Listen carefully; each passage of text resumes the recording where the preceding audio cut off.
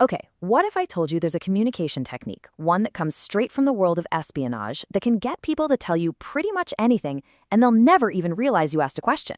No, it's not magic. It's a very specific, learnable skill.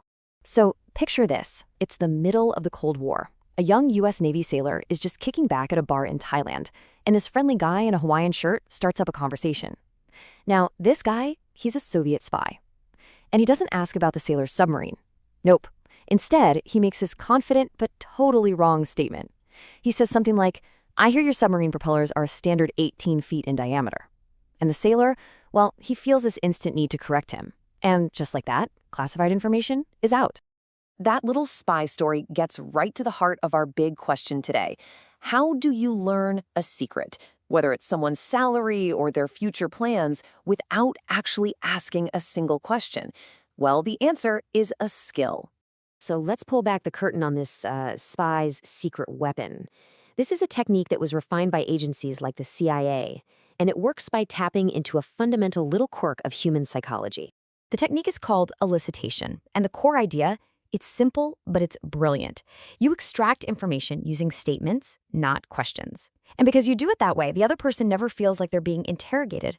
They just feel like they're, adding to a conversation, or maybe even helping you out by volunteering what they know.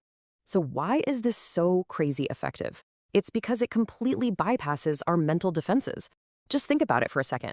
When someone asks you a direct question about something sensitive, your security alarms just start blaring, right? You get guarded. But a simple statement? It just doesn't trigger that same response. It flies right under the radar. And the difference is it's stark.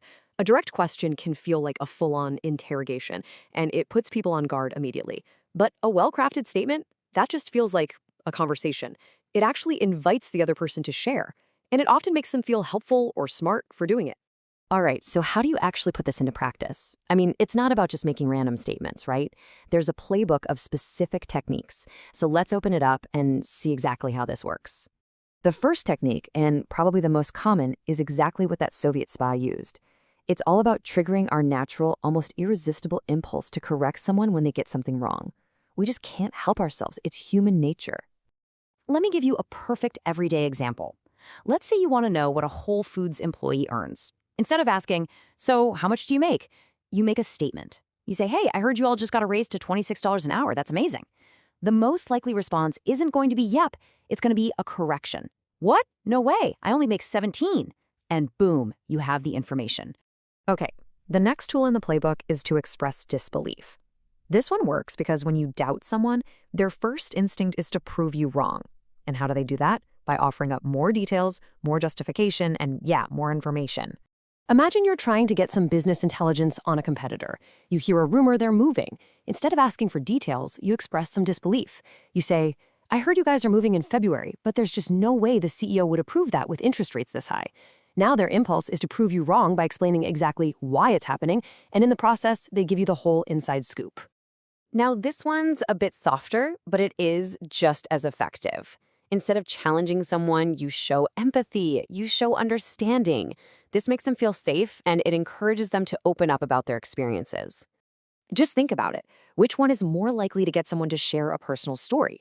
Asking, "So, what happened?" Or offering a gentle prompt like, "Wow, I can imagine that was really challenging."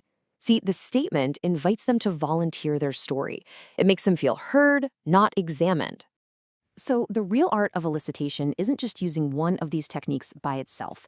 It's about weaving them together, layering them so they just become part of a completely natural conversation.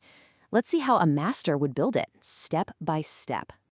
Here's how it works in a sequence. You might start with a simple statement. "Hey, you look like you just got back from vacation."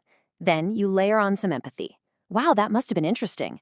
And finally, you introduce just a touch of disbelief. "I bet everything was 100% flawless, right?" This almost forces them to correct you with a real story, giving you all the details without you ever having to ask, "So, how was your trip?" Okay, so this is obviously a really powerful tool, which brings up an important question. You don't need this technique to ask how someone takes their coffee. So when should you actually use it? The fundamental rule is this: the more sensitive the information, the fewer questions you should ask. It's that simple.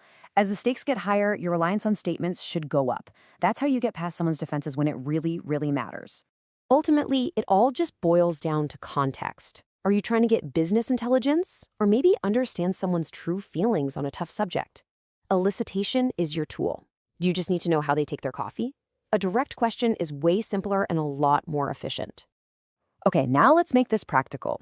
I'm going to give you a simple challenge so you can start noticing and maybe even practicing this technique in your own conversations. Here are 2 incredibly easy ways to get started. Just begin a sentence with "so," and then summarize something you already know about the person. Or start with "I bet," and follow it up with an empathetic or even a slightly challenging statement. Just try it out. I think you'll be amazed at how it changes the whole dynamic of a conversation. And that brings us to our final and maybe most crucial thought. This technique is so effective precisely because it bypasses our natural defenses. So we have to ask ourselves, where's the line? When is this a helpful tool for genuine understanding, and when does it just become manipulation? That's definitely something worth thinking about.